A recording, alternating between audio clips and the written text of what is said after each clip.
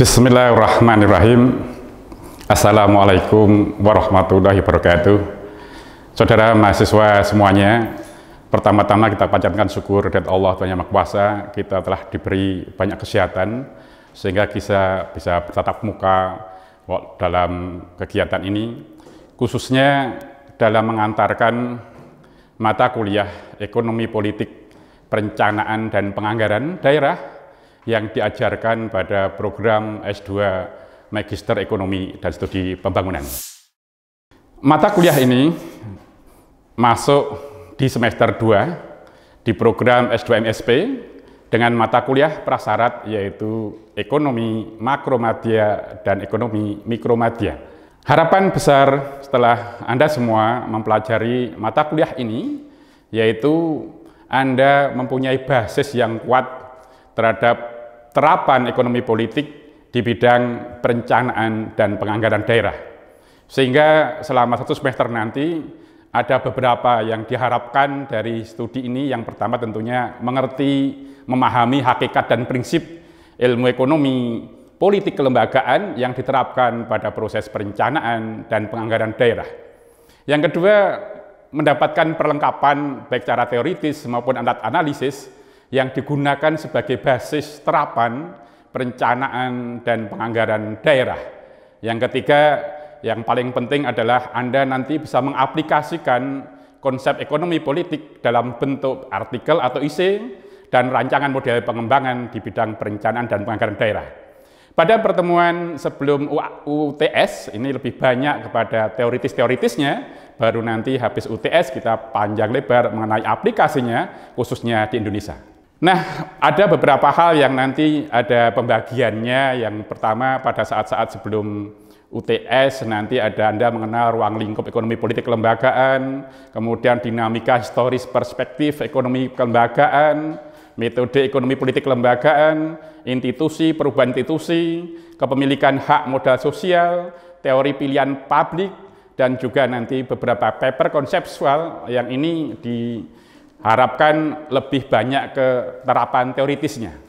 Nah, kemudian ketika masuk pada yang setengah semester kedua, kita akan banyak bicara masalah regulasi di bidang perencanaan penganggaran daerah, kemudian macam-macam dan jenis dokumen perencanaan penganggaran daerah, kemudian kebijakan keuangan daerah, capaian indikator makro di bidang perencanaan penganggaran daerah, baik konteks provinsi hingga desa, maupun nanti juga kita akan panjang lebar bicara masalah integrasi, capaian indikator Sustainable Development Goal dalam perencanaan penganggaran daerah, dan ini yang terakhir nanti kita bisa panjang lebar mengenai bagaimana perencanaan dan penganggaran daerah pasca adanya pandemi COVID.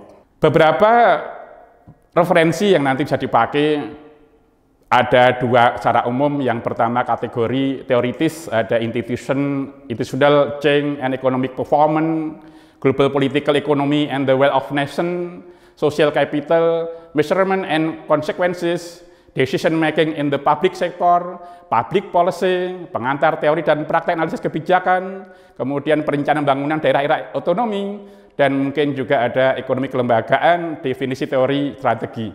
Nah, kemudian pada saat nanti habis ujian tengah semester ada beberapa buku yang mungkin bisa menjadikan referensi. Ada perencanaan daerah, teknik analisis regional, local budgeting, APBD, khususnya dikaitkan dengan permasalahan, penyusunan, panduan, dan sebagainya. Buku-buku ini bisa di-download di internet sehingga memudahkan Anda, walaupun mungkin ada yang harus berbayar. Nah, hasil akhir dari kegiatan ini harapannya nanti Anda bisa membuat tugas akhir yang panduannya Anda bisa lihat, tapi sebagaimana kayak mini riset, di mana Anda sudah belajar bagaimana cara membuat kajian yang baik, ada pendahuluan, tinjauan pustaka, metode kajian, hasil pembahasan, simpulan, dan nanti tentunya daftar pustaka dan lampiran.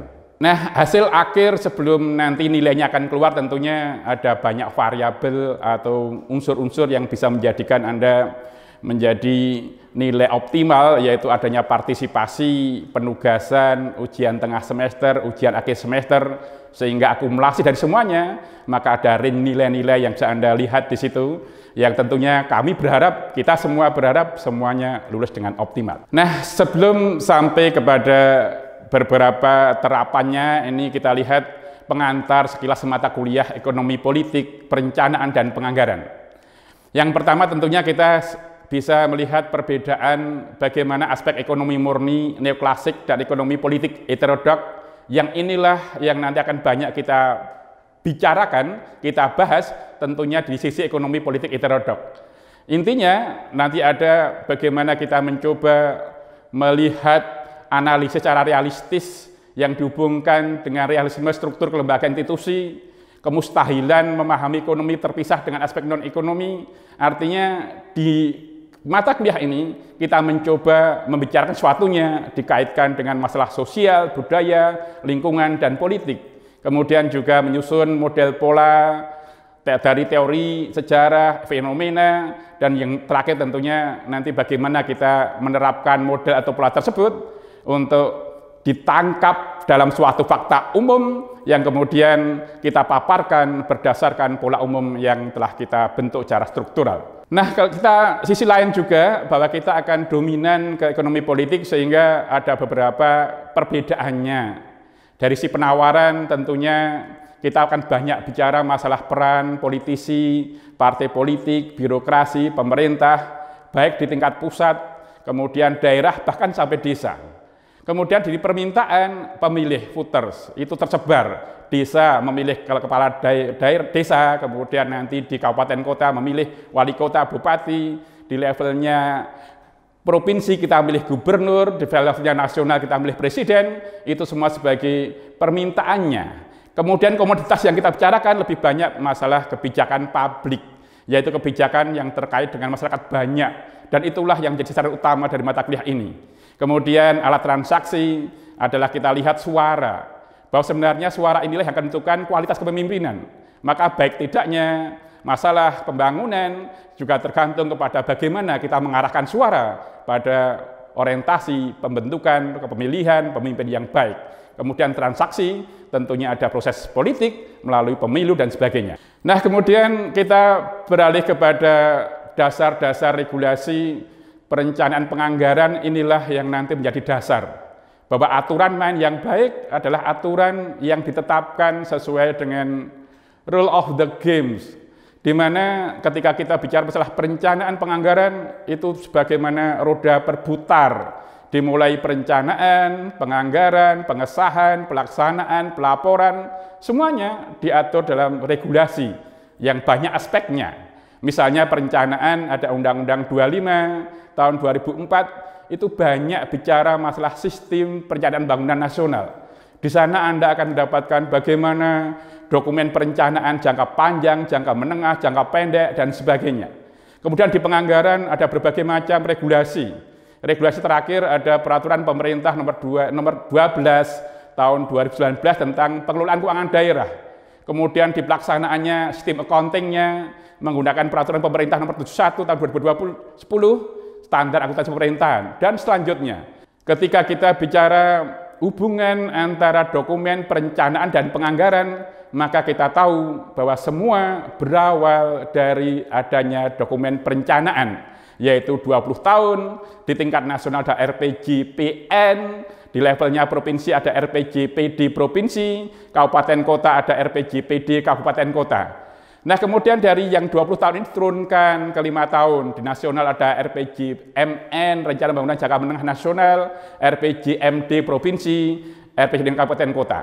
Baru nanti dokumen ini diturunkan ke tahunan, ada rencana kerja pemerintah, rencana kerja pemerintah provinsi, rencana kerja pemerintah kabupaten kota, dan inilah muara dari dokumen penganggaran yang akan menjadi dokumen APBN, APBD provinsi, APBD kabupaten kota, bahkan ada APBD desa. Nah, saudara sekalian, saya kira kita akan lihat sebenarnya bagaimana dampak adanya kegiatan atau perekonomian yang tidak stabil, baik di pusat maupun di daerah bahkan desa, itu akan tergantung pada kondisi.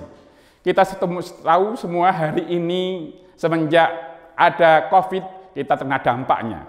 Nah, ini dampak terhadap PDB yang tentunya kita semuanya tahu ada penurunan kue pembangunan nasional, dan itu berdampak kepada adanya penurunan kue perencanaan yang kita tahu pada kuartal kedua 2020 dari 17 sektor, 10 sektor mengalami pertumbuhan negatif. Kemudian dari sanalah kita tahu, itulah berdampak kepada pendekatan produksi, berbagai macam produksi stagnan, tidak mengalami perubahan, yang dampaknya pendapatan akan berkurang, akhirnya pengeluaran menjadi berkurang. Nah, dari situ juga kita lihat bahwa pada kuartal 2 2020, dari semua sektor, pengeluaran, konsumsi rumah tangga, konsumsi lembaga non-profit, konsumsi pemerintah, investasi, ekspor impor, semuanya drop dalam artian pertumbuhannya negatif. Ini berdampak kepada pertumbuhan yang kemungkinan akan mengalami kontraksi. Kita tahu juga bahwa waktu itu sebelum era COVID sudah dirancang berbagai macam variabel makro capaian, tingkat kemiskinan, pertumbuhan ekonomi, indeks pembangunan manusia, rasio Gini, tingkat pengangguran, penurunan emisi. Sepertinya hanya penurunan emisi yang bisa menjadi baik, lainnya drop. Nah, sehingga kita tahu semua bahwa adanya pandemi COVID telah banyak memakan korban, dampak sosial ekonomi, perubahan perilaku masyarakat, krisis atau resesi ekonomi, perubahan kebijakan keuangan negara, dan sebagainya. Kita berharap akan ada pada kurva yang V dan U. 2020 kita drop tapi cepat bangkit. Demikian U juga demikian, drop 2020 cepat bangkit tapi jangan L. Drop 2020 kemudian lambat sekali kenaikannya. Nah, sehingga semuanya kita sekarang ini telah mengetahui bahwa adanya COVID telah menurunkan, telah banyak berdampak kepada peningkatan kemiskinan, peningkatan pengangguran terbuka, kemungkinan juga peningkatan terhadap rasio Gini. Maka inilah yang nanti berbagai macam hal dampak ini akan berpengaruh kepada model-model perencanaan dan penganggaran baik di tingkat pusat maupun daerah. Nah, secara umum kita tahu bahwa pemerintah sudah berusaha sekuat tenaga, di mana ada keinginan untuk penanganan kesehatan, ini dampak kesehatan. Kemudian upaya untuk membangkitkan ekonomi, ini dampak ekonomi. Dan yang paling besar dananya akan digunakan untuk penyediaan jaring pengaman sosial, ini dampak sosial. Semua tadi dilakukan melalui perencanaan dan penganggaran, baik di nasional, kemudian di daerah, provinsi dan kota, bahkan sampai ke desa. Nah, kita tahu semua beberapa dampak tadi telah mengarah kepada kondisi penganggaran yang defisit, penyesuaian pos-pos belanja, pergeseran anggaran, terjadinya refocusing belanja, dan tentunya berdampak kepada bagaimana upaya untuk menutup defisit, sehingga ada sumber-sumber pembiayaan dan pemberian dana, kemudian pinjaman dan sebagainya dalam rangka untuk mempertahankan agar perekonomian stabil. Nah, beberapa upaya yang dilakukan oleh pemerintah sebenarnya sudah banyak, dan ini berdampak kepada bagaimana merancang perencanaan tahunan dan juga nanti ke penganggaran tahunan di bidang kesehatan, perlindungan sosial, insentif usaha, UMKM, pembiayaan koperasi, sektor dan pemerintah daerah, dan sebagainya.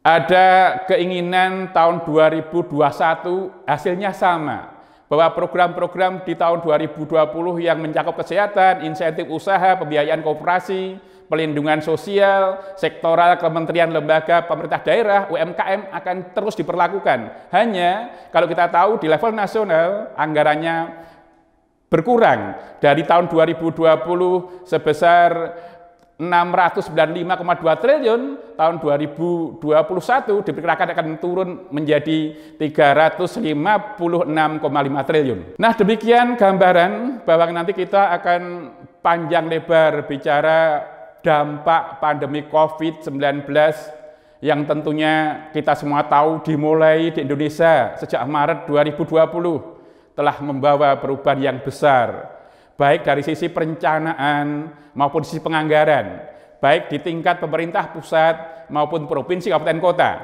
bahkan hingga tingkat ke desa. Penjabaran lebih lanjut tentunya nanti akan kita lakukan pada pertemuan selanjutnya. Untuk pertemuan ini saya kira demikian dulu. Sekian, terima kasih. Wassalamualaikum warahmatullahi wabarakatuh.